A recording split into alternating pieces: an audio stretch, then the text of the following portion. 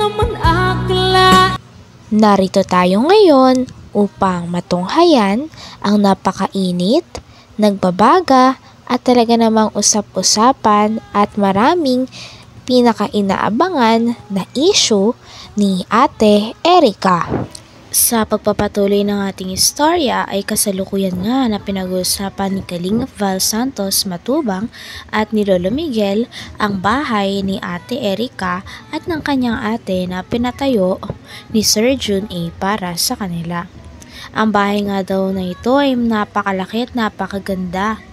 Kaya naman sabi ni Lolo Miguel ay talagang kaya siguro gusto na nilang lumipat at hindi na sila tumanaw ng utang na loob dahil mataas na ang nalipad nila. Paghihiwalay daw kay Rab ko, ay gustuhan nila yun. Sila may gusto, lahat. Sila may gusto nun. Nabi sa amin yun. Anya lolo, sabi sa akin, nakayadaan mag-direct ka kay Rab na ayaw ko na, mag-vlog. Bakit daw? Anong dahilan? Ayun, napapagod daw siya. Wala daw nakukuha ang tira. Sabi, ano kuha natin? Hindi, nakedi. Kung ganyan nila nakedi, bahala kayo magsabi. At sabi sa akin, ikaw nalulo. Nagsinungaling pala. Ikaw na niya lulo. Edi, ako naman, naglakas loob. Nahihiya ako kayo. Mas baga nahihiya ako. Kinuwang ko na. Yung pala, yung pera pala, yung kalating million na sa kanila na. Sa kanila. Yun ang dahilan doon. Alam na nila Kuya Bal. Alam na ni May ang usapan kaya nag-ayaw si Erica. Yun talagang ang ibig sabihin talaga ang pera ang target nila. Sa amin nagsasabi na binibigyan sila pag nadating sila Yung bahay ba nila nakita mo? ginagawa. Nakita ko po Ngayon. Malaki ba yung bahay na yan? Maganda daw po. Maganda po sabi ni Papa. Si Papa. Maganda kuya, maganda po. Ano noon, nagpunta sukat. Maganda, malaki. 21 yun. Malaki. Ang kalahati nun, may silong. Pinabuhos ko. Buhos. Taas ko. Okay. Yung 2 kwarto, 2 kubika. May kwan po yun, yung sapa yung ganun. At maliit na yung luti. Pinaplurin ko po pa ganun, parang balkonahe. Yung bang bahay na yun, kaya nung pira yun? Sabi mo nga po sa matanda. Hindi sa lovers. Hindi po. Sabi nga po nag-aambi na naman eh. Hindi pa kayo. Hindi sa kanila. Kay Jun talaga yun. Yung tulong na yun. Magkano inabot ng bahay nila? Kung po yun, baka kung mahigit 2 milyon. 2 milyon? Ba malaki-laki no? May silong eh. Ang baka lang eh. Pang ilalim ay talagang solid. Yung pira na yun, talagang walang ibang tumulong si Jun lang. Yun lang. Wala doon ang ilabers. Yung mayari na lang, yung yari na yun, nag-aambi yun ilabers. At kung walang binibigay? Wala naman. May binigay siguro kung nakay sila. Kung paano? Pero sabi yung ilabers nga, nagbigay. Nasa bulsa nila. Okay. Hindi man yung magawa ng ilabers kung wala binigay. Kaya Bakit sila sira sa ilabers? Akala ko pagkakampi sila. Hanggang ngayon pala ay nasasaktan pa rin si Lolo Miguel dahil nagawang sabihin ni Ate Erica at ng kanyang ate ang mga masasamang salita sa kanilang lolo sa social media. Grabe nga at nagtatampo na baka hindi na nga daw umabot sa punto na kausapin pa ni Lolo Miguel si Ate Erica o ang kanyang mga apo forever. Talagang napakasakit daw talaga ng kanyang damdamin at hindi niya matanggap na nilapastangin daw siya ng kanyang mga apo pagkatapos niya itong alagaan, bihisan, paaralin at buhayin ng ilang taon hanggang sa magkaisip na sila. Kaya sila ang hambugin talaga. Nasa kanilang bira, kabutugan. Masap lang yun. Siyempre pag igwa nyo ni Rab, yun, madidingig nila. Wala sinong kaya hiya. Sa halip na wala ng issue, tapos na di na kami abay, nagkaroon naman ng issue at umakita ko sa live stream. May mga sumusunod kasi.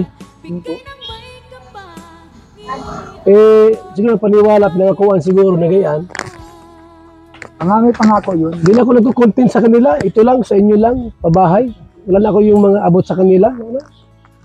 Ngayon, maroon naman dahil yung ina ang naglabas na naman, gumawa ng kwento. Gawain mo sila mo. Yung hininili kayo na yung ina kong yung tinuruan naman. Tinuruan na? Ilan taon na yung ina? Ano po yun? No, nasingkinta na tayo. Mga 50 na yun. 40. Ha? 40 po. 41. Ay ba, bata pa pala. Opo, 2 taon lang po pag-iisa namin. Hindi na kayo pupunta ron. Hindi na po mula Kuya Bal nga nung... Dami ka rin ata sa kwento niya. Opo, pati po yung isa kong lalaki na pinag-anuhan na scammer. Damay din. Ang yung nangyayari nga po naguhugas sila ng kamay, sa amin ibinubunton. Wala namang kami pinagkaalam silang nakikirinabang ng mga wala namang kami alam dyan sa mga ano nila. Hindi na yan tatanong. Yan, ilan nga kami sa bahay. Tao lang kami sa pusturo. Sama-sama nga kami Kuya Bal, pero tao kami sa pusturo. Wala kaming alam na umaalis sila, dumating sila sa hindi. May pagkain dyan, wala. Wala kami pakialaman. Wala ano. Talagang sila gumagawa ng kwento ay. Mahilig gumawa ng kwento kaya ganun na Gawain yung pag-ari ng anak. Sinabihan naman yun. Nanay, gato, sabihin mo ganyan, ganyan. Ang lobas naman sa social media. tuturuan ano. Ngayon naman, hindi nila alam, hindi nila inisip na kalukuhan yung ginagawa lang yun. Sila ang mapapahiya. Kaya nga ni. Pati kayo nadamay din. Lahat idamay. Pati mga kapatid niya. Dinadamay. Talagang may plano nga ata sila Ate Erica at ang kanyang ate na magdemanda kay Lola Miguel dahil sa mga statement at pa-interview nito kay Kalingap Val Santos Matubang. Sabi naman ni Kalingap Val na ready daw silang tapatan nito at kung gusto nilang magdemanda ay dapat sa legal na paraan at sa paraan kung saan talagang masusolve ang problem na kanilang kinakaharap. Actor kasi nakikita sa kanila napapanood doon. Kung wala bang ganun, di ba siya magsasalita? Di ba? Gagawa ka ng kwento? Di ba pwede yun? Nalimutan ko lang yung, anong pangalan yung nagsusumbungan na yun? Anong pangalan? Nagsusumbungan ba ni Gina? Ay, kilala sila. Reaction. Wala yun. Kawawa sila doon, lalo sila mga pasama. Wala mong magawa yun? Walang magawa sila. Kaya sila lang napapasama din. Kawawa naman silang gano'n at talagang nagpapadala sila sa gano'n ay. Hindi na kasama yung magagawa nila. Panluluto. Mas ibinigay ng pera. Hindi daw ni piso daw. Dapat kung may reklamo sila, idemanda nila. Oo, idemanda nila. Huwag yung kay Tulpo. Anong magawa ni Tulpo dyan? Di ba yan hukum? Bubuklat lang ang Kahit man yan, sila ang kaya-hiya dyan. Kaya naman nasabi ni Gina yun, yung anak ko, hindi mo binibigyan ng pera natin dyan. walang alam. Walang alam. Kaya kawawa nga si yung anak mo.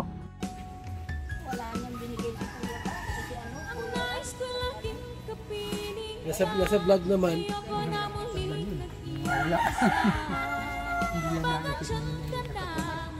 Ka-vlog. Kaya pag ano tayo yung Kakapit nga po yung lahat. Bali ano na po yan, 20. Oo, kailangan mabili pa ako ng kahoy. Kasi ibang gagawa na, pagkatapos na yung blocks, iba na magbubong noon. Iba na kasi yun, bakal ang ibang grupo na naman. Process bakal. Kasi pagka yung kahoy, madali mabulok. O sino yung apurin yan? Kahit dyan, apurin yan? Ayun? Oo. Anak nito? Hindi ko niya. Depensa ni Erika yan. Saan galing yan? Manila? Anak, ano anak yan? Anak mo? Sa papo. Mas maganda kay Erika. Hanggang dito na lamang muna ang ating napakainit, nagbabaga, pinakainaabangan at usap-usapan na latest issue ni Ate Erica. Maraming salamat sa inyong panonood. Hanggang sa muli. Bye!